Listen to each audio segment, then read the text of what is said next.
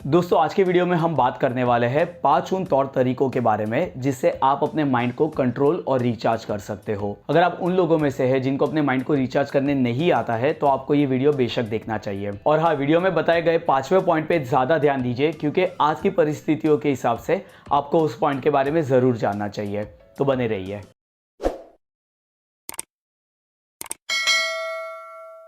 स्वागत है वीडियो में। अब दोस्तों वीडियो में आगे बढ़ने के पहले ये जानना बहुत ज़रूरी है कि आपको आपके माइंड को क्यों कंट्रोल और रिचार्ज करना चाहिए। वो इसलिए क्योंकि अगर आप अपने माइंड को कंट्रोल नहीं करोगे तो वो आपको कंट्रोल करने लगेगा, और अगर आपका माइंड आपको कंट्रोल करने लगता है तो साथ ही में बहुत सारी चीज़ ऐसी देता है जो आपको पसंद नहीं है। जैसे कि वो आपको स्ट्रेस दे सकता है यानी कि तनाव दे सकता है, वो आपको ओवर थिंकिंग की बीमारी दे सकता है यानी कि ज़्यादा सोचने की बीमारी दे सकता है। इतना ही नहीं, वो आपको एक इमोशनल डिस्टर्बेंस भी दे सकता है यानी कि आपको छोटी छोटी बात पे रोना आ जाता है, या आपको छोटी छोटी बात पे गुस्सा आने लगता है, या आपको छोटी छोटी बात पे कन्फ्यूजन भी होने लग जाता है। ऐसी भी कुछ चीज़ आपका माइंड आपको दे सकता है। धीरे धीरे जैसे ये चीज़ बढ़ती जाएगी आपको मेंटल बीमारी यानी कि मानसिक बीमारी भी हो सकती है। इसलिए ये बहुत ही ज़रूरी है कि आप आपके माइंड को रिचार्ज करते रहो रेगुलर बेसिस पे। अपने माइंड को रिचार्ज करने का सबसे बड़ा फ़ायदा ये है कि वो स्ट्रेस फ्री हो जाएगा, वो ज़्यादा सोचने की आदत से बाहर निकल जाएगा और इसकी वजह से वो बहुत स्ट्रांग हो जाएगा। और ये बात आप भी जानते हो कि एक स्ट्रांग माइंड आपके लिए जो चाहो वो कर सकता है। तो आइए बढ़ते हैं उन 5 पॉइंट की तरफ जो आपको इस चीज़ में मदद करेगा। तो पहला पॉइंट, अच्छी नींद लो। दोस्तों नींद एक बहुत ही इंपॉर्टेंट चीज़ है जो आपके माइंड को रिचार्ज करने में आपकी मदद कर सकता है, लेकिन आमतौर पे ज़्यादातर लोग इस चीज़ को समझते नहीं है। हमको सही तरीके से नींद लेना आता ही नहीं है। अब सच बताओ तो नींद लेने का कोई सही तरीका तो नहीं है, लेकिन हाँ कुछ रूल्स होते हैं जो हमें रेगुलरली फॉलो करने चाहिए। उनमें से सबसे बड़ा और सबसे पहला रूल ये है कि कम से कम 7 से 8 घंटे की नींद लो। यानी कि हो सके तो रात को 10 बजे सोने चले जाओ या 11 बजे सोने चले जाओ और सुबह 6 बजे या 7 बजे उठ जाओ। दूसरी चीज़ जो नींद के मामले में बहुत ही इंपॉर्टेंट है जो आपको करनी चाहिए वो ये है कि सोने के 1 घंटे पहले और उठने के 1 घंटे बाद किसी भी तरीके की लाइट से दूर रहिए। यानी कि अपना मोबाइल फ़ोन, अपना टेलीविज़न, अपना लैपटॉप को यूज़ करना बंद कर दीजिए। ये आपको मेक श्योर करना है कि आप रेगुलरली फॉलो कर रहे हो, क्योंकि ये आपको अच्छी तरीके की नींद नहीं देगा, या जो भी अच्छी तरीके की नींद आपको मिली है वो आपसे छीन लेगा अगर आप उठते ही लैपटॉप या मोबाइल फ़ोन को पहले छुओगे तो। इसलिए मेक श्योर कीजिए कि सोने के 1 घंटे पहले और उठने के 1 घंटे तक आप किसी भी तरीके के गैजेट्स को हाथ ना लगाएं। और आखिर में एक और चीज़ आपको बता देता हूँ जो आपको करनी चाहिए, वो ये है कि दोपहर को सोने की आदत मत रखो। अगर बहुत ही ज़रूरी है और आपका शरीर बहुत ही थक गया है और आपको दोपहर को 1 या 2 घंटा सोना है तो बात अलग है, वरना दोपहर को सोने की आदत बिल्कुल भी मत डालो क्योंकि ये आपकी रात की नींद बिगाड़ देती है। मैं काफ़ी लोगों को जानता हूँ जिनको दोपहर को सोने की आदत होती है। कोई कहता है मुझे 5 मिनट सोने की आदत है, कोई कहता है खाना खा के ही मुझे 10 मिनट सोने की आदत है। दोस्तों ये आदत बिल्कुल ही गलत है। ये आपके रात के सोने के प्रोसेस को बिगाड़ देती है। आपको अगर रात को सुकून की नींद चाहिए तो दिन में सोने से दूर रहो। हाँ, आपको तभी सोना चाहिए दोपहर को जब आपको लगता है कि आपका शरीर बहुत ही तनाव से जा रहा है और बहुत ही थक गया है और उसे कुछ घंटे के आराम की ज़रूरत है।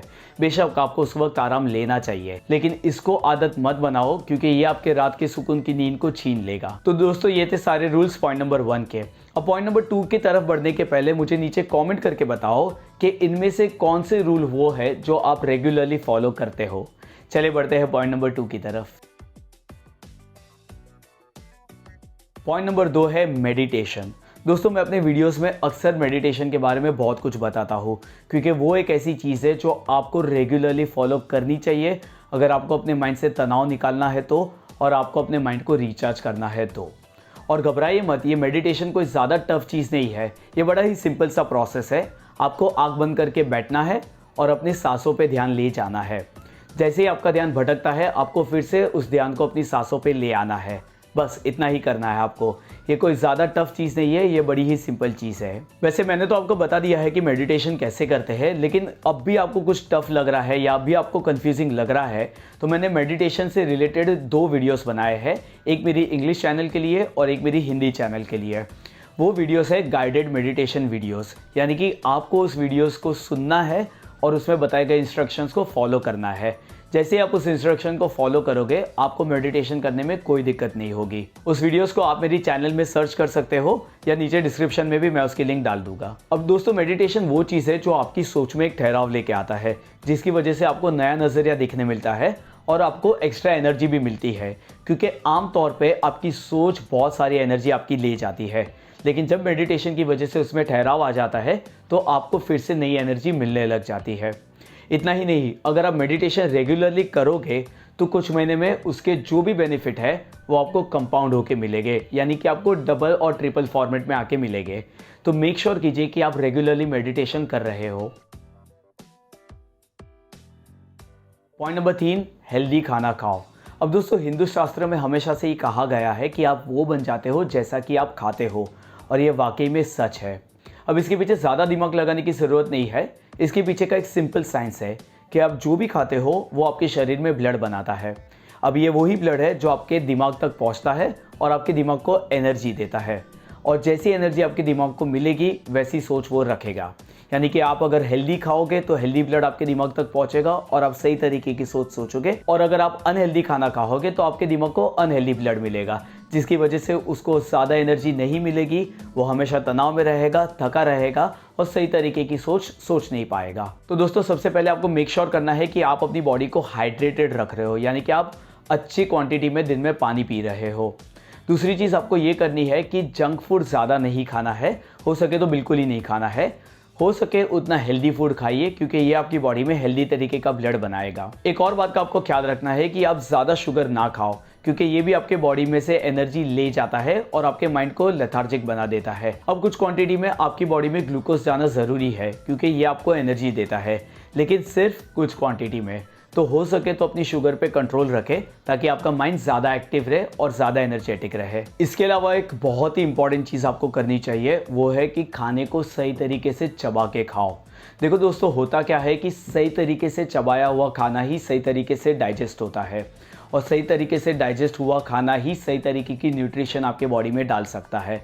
इसलिए हो सके तो अपने खाने को सही तरीके से चबा के खाओ। इसके लिए आपको एक सिंपल सा तरीका बताता हूँ कि हर निवाले को कम से कम 32 बार चबाओ। आमतौर पे इतने टाइम में खाना सही तरीके से आपके मुंह में लिक्विड फॉर्म में बन जाता है, जिसकी वजह से वो आसानी से डाइजेस्ट भी हो जाता है, जिसकी वजह से उसके सारे न्यूट्रिशन आपकी बॉडी को मिल जाते हैं।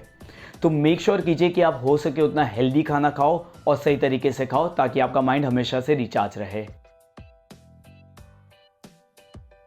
पॉइंट नंबर 4, एक ग्रैटिट्यूड जर्नल बना के रखो, यानी कि एक ऐसी जर्नल बना के रखो जिसमें आप हर दिन लिखो उन चीज़ों के बारे में जिसके लिए आप शुक्रगुजार हो। अब दोस्तों, आपको करना क्या है कि हर रोज़ सोने के पहले एक पेन और पेपर ले लीजिए और उसमें हर वो चीज़ लिखना शुरू कर दीजिए जिसकी वजह से आप ज़िंदगी में शुक्रगुजार हो। हर वो चीज़ जो ज़िंदगी ने आपको दी है और जिसके लिए आप शुक्रगुजार हो, हर वो चीज़ उस किताब में जानी चाहिए। मैं तो कहता हूँ कि बेशरम होके छोटी से छोटी चीज़ के बारे में भी बेझिझक लिखे, क्योंकि वो ऐसी चीज़ है जो शायद आपके पास हो लेकिन हज़ारों लोगों के पास आज भी दुनिया में नहीं है।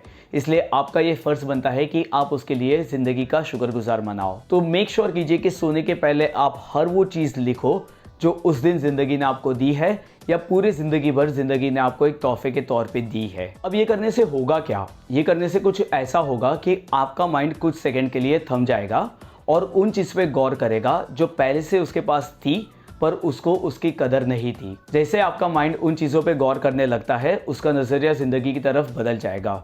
वो काफ़ी पॉजिटिव थॉट्स में चला जाएगा और वो काफ़ी स्ट्रेस फ्री और शांत हो जाएगा। इतना ही नहीं, हर चीज़ का शुक्रगुजार मनाने की वजह से आपके माइंड को यह एहसास हो जाएगा कि आपके पास बहुत कुछ है, और इसी की वजह से आपका माइंड बहुत ही संतुष्टि फील करने लगेगा ज़िंदगी की तरफ और खुद की तरफ।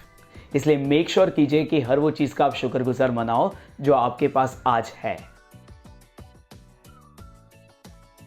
पांचवा और आखिरी पॉइंट और सबसे इंपॉर्टेंट पॉइंट ये है कि मेक श्योर करो कि आप अच्छे कंटेंट कंज्यूम करो, यानी कि अपने माइंड को आप जो भी खाना देते हो इंफॉर्मेशन के तौर पे, मेक श्योर करो वो बहुत ही हेल्दी हो, जैसा ही आप अपनी बॉडी के लिए करते हो। अब पूरे दिन में हमारा माइंड अलग अलग तरीकों से इंफॉर्मेशन जमा करता है। कभी न्यूज़ से करता है, कभी इंटरनेट से करता है, कभी लोगों से बातें करके करता है, कभी कुछ पढ़ के करता है। और उसमें से ज़्यादातर चीज़ ऐसी होती है जो हमारे माइंड के लिए अनहेल्दी होती है। हमको मेक श्योर करना है कि जो भी इन्फॉर्मेशन हम हमारे माइंड में डाल रहे हैं वो बहुत ही अच्छी क्वालिटी की हो, कुछ ऐसी चीज़ हो जो हमारे माइंड को ग्रो करने में उसकी मदद करे और हमारे माइंड को कुछ ऐसी चैलेंज दे जिसकी वजह से वो काफ़ी स्ट्रॉन्ग बन जाए। अब दोस्तों आज के ज़माने में क्या हो गया है कि हम हर दिन छोटे छोटे कॉमेडी वीडियोस देखने में बिलीव करते हैं, जो बेशक बहुत ही अच्छी चीज़ है क्योंकि वो हमारे माइंड को स्ट्रेस फ्री रखती है, लेकिन उसमें एक प्रॉब्लम है कि हमारा एडिक्शन उन चीज़ों की तरफ बढ़ते जा रहा है जिसकी वजह से हमारे माइंड को कुछ ग्रोथ तो नहीं मिल रहा है बल्कि हमारा ज़्यादा समय वेस्ट हो रहा है। इसलिए मेक श्योर कीजिए कि आप उन चीज़ों की तरफ तभी जाए जब आपको स्ट्रेस फ्री होना हो।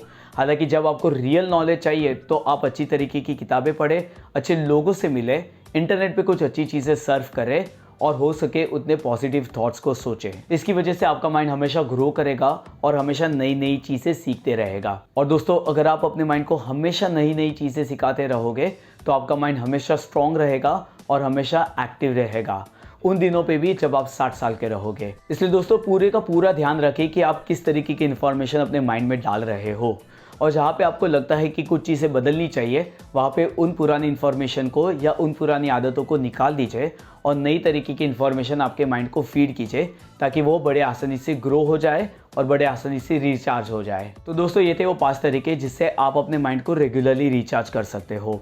अब आज की परिस्थिति देखो तो हमारे ज़्यादातर नौजवान मेंटल हेल्थ के शिकार बन रहे हैं।